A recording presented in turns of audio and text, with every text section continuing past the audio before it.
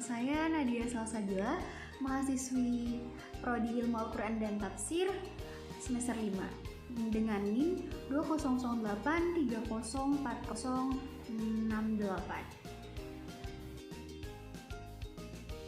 Nah, pada sesi kali ini Nadia akan mempresentasikan sedikit tentang rumusan masalah, tujuan juga manfaatnya pada mata kuliah Metodologi Penelitian Al-Quran dan Tafsir, dosen pengampu Bapak Maimun MA MSI. Simak sampai selesai ya teman-teman. Apa sih itu rumusan masalah? Rumusan masalah adalah suatu kasus yang ingin dikaji atau diteliti. Dalam menyusun rumusan masalah, peneliti biasanya mempertanyakan suatu fenomena dan mendefinisikan fenomena tersebut sebagai masalah. Nah, dari mana peneliti memperoleh masalah yang ingin dikaji itu? Bisa dari berbagai sumber, seperti misalnya bacaan, fenomena di sekitar kita, curhatan orang lain, dan sebagainya. Namun, perlu diingat, dalam menuliskan rumusan masalah, peneliti harus bersikap secara objektif. Menurut Sugiono, berdasarkan level of explanation suatu gejala, maka secara umum terdapat 3 bentuk rumusan masalah. Yang pertama adalah rumusan masalah deskriptif. Rumusan masalah deskriptif adalah suatu rumusan masalah yang memandu peneliti untuk mengeksplorasi atau memotret suatu situasi sosial yang akan ia teliti secara menyeluruh dan mendalam. Yang kedua adalah rumusan masalah komparatif. Rumusan masalah komparatif adalah rumusan masalah yang memandu peneliti untuk membandingkan masalah antara konteks sosial atau domain suatu dengan domain yang lainnya. Yang ketiga adalah rumusan masalah asosiatif. Rumusan masalah asosiatif atau hubungan adalah rumusan masalah yang memandu peneliti untuk mengkonstruksikan hubungan antara situasi sosial atau domain satu dengan yang lainnya. Rumusan masalah asosiatif dibagi menjadi 3, yaitu hubungan simetris adalah hubungan yang suatu gejala yang muncul bersamaan sehingga bukan merupakan hubungan sebab dan akibat atau interaktif. Adapun yang kedua adalah hubungan kausal. Hubungan kausal adalah hubungan yang bersifat sebab dan akibat. Yang ketiga adalah hubungan reciprokal atau interaktif, adalah hubungan yang saling mempengaruhi. Dalam penelitian kualitatif, hubungan yang diamati atau ditemukan adalah hubungan yang bersifat interaktif atau reciprokal. Ke rumusan masalah komparatif dan asosiatif. Rumusan masalah komparatif asosiatif adalah rumusan masalah yang memandu peneliti untuk menemukan perbandingan hubungan atau pengaruh situasi sosial satu dengan suatu sosial yang berbeda pada tempat dan waktu yang berbeda. Bagaimana cara membuat rumusan masalah? Ada beberapa langkah cara membuat rumusan masalah. Yang pertama adalah buat rumusan masalah tersebut secara spesifik. Cara membuat rumusan masalah yang paling utama adalah membuat rumusan masalah tersebut secara spesifik. Dalam menulis rumusan masalah, tidak perlu dijabarkan panjang lebar, jadi cukup ditulis secara singkat, padat, dan jelas. Yang kedua adalah menentukan metode penelitian yang sesuai. Cara membuat rumusan masalah yang kedua ini adalah dengan menentukan metode penelitian yang sesuai. Tentu saja kita harus menentukan terlebih dahulu metode penelitian yang akan atau yang sekiranya tepat dengan tema yang akan kita angkat. Jika membicarakan tentang metode penelitian, kita biasanya memutuskan untuk menggunakan metode penelitian kualitatif atau kuantitatif.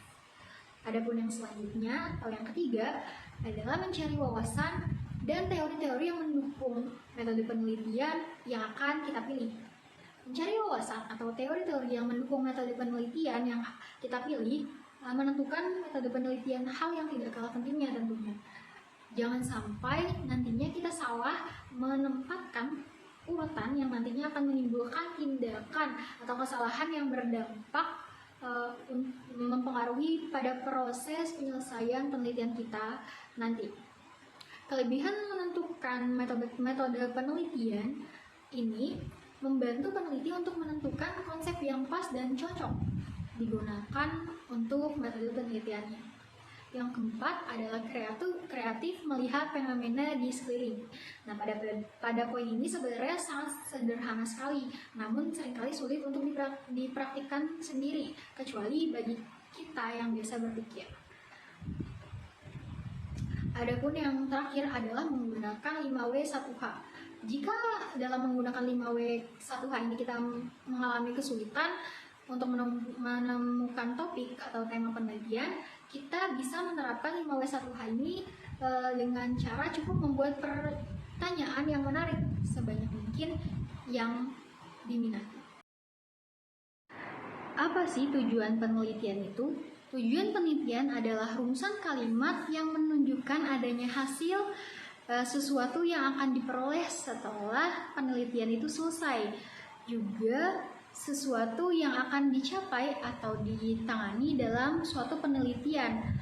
Dari kata-kata tujuan penelitian mengungkapkan keinginan peneliti untuk mendapatkan jawaban atas masalah penelitian yang akan mereka ajukan dan lakukan. Tujuan penelitian dibedakan menjadi dua, yaitu tujuan umum. Tujuan umum adalah tujuan penelitian secara keseluruhan dari yang ingin dicapai dalam penelitian tersebut untuk memperoleh pengetahuan atau penemuan baru, untuk membuktikan juga menguji kebenaran dari pengetahuan yang sudah ada dan mengembangkan pengetahuan tersebut.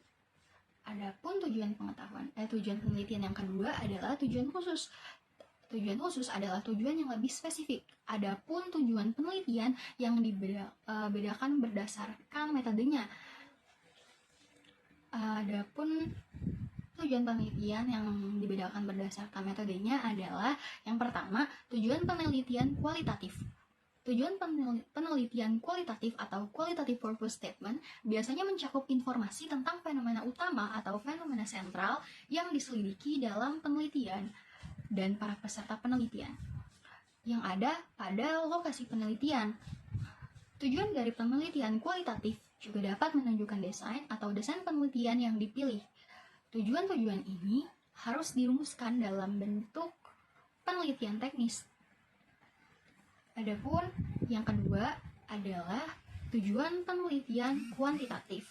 Tujuan penelitian kuantitatif atau quantitative purpose statement sangat berbeda dengan model kualitatif, baik dari segi bahasa maupun dari segi perhatian saat menghubungkan atau membandingkan variabel.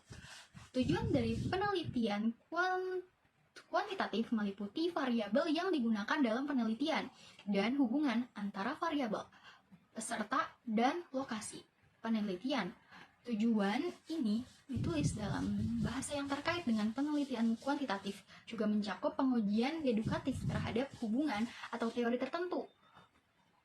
Tujuan dari penelitian kuantitatif biasanya dimulai dengan mendefinisikan atau mengidentifikasikan variabel utama dalam penelitian. Dan dalam model visual kemudian dicari dan ditentukan bagaimana variabel-variabel ini diukur dan diamati.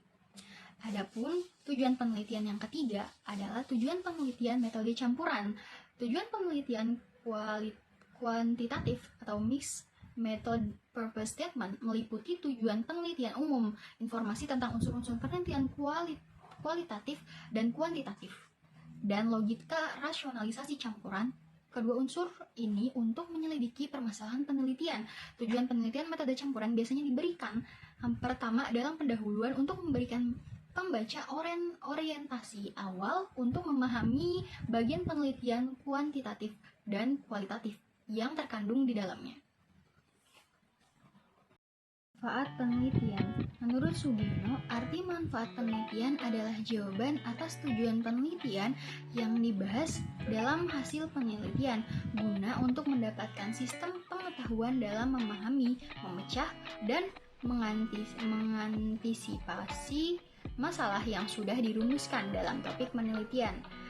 Adapun fungsi dari pembuatan manfaat penelitian adalah untuk kegunaan penulis manfaat penelitian. Adanya penjelasan terkait dengan penelitian yang dilakukan ketika ingin mengetahui sesuatu. Penelitian berkaitan dengan peningkatan pemahaman, memberikan kita informasi dan pengetahuan yang dibutuhkan untuk memecahkan masalah dan membuat keputusan. Mungkin cukup sekian sedikit pemaparan dari saya, kurang lebihnya mohon maaf. Khairukum man ta'allama Qur'an wa 'allamah. Wassalamualaikum warahmatullahi wabarakatuh.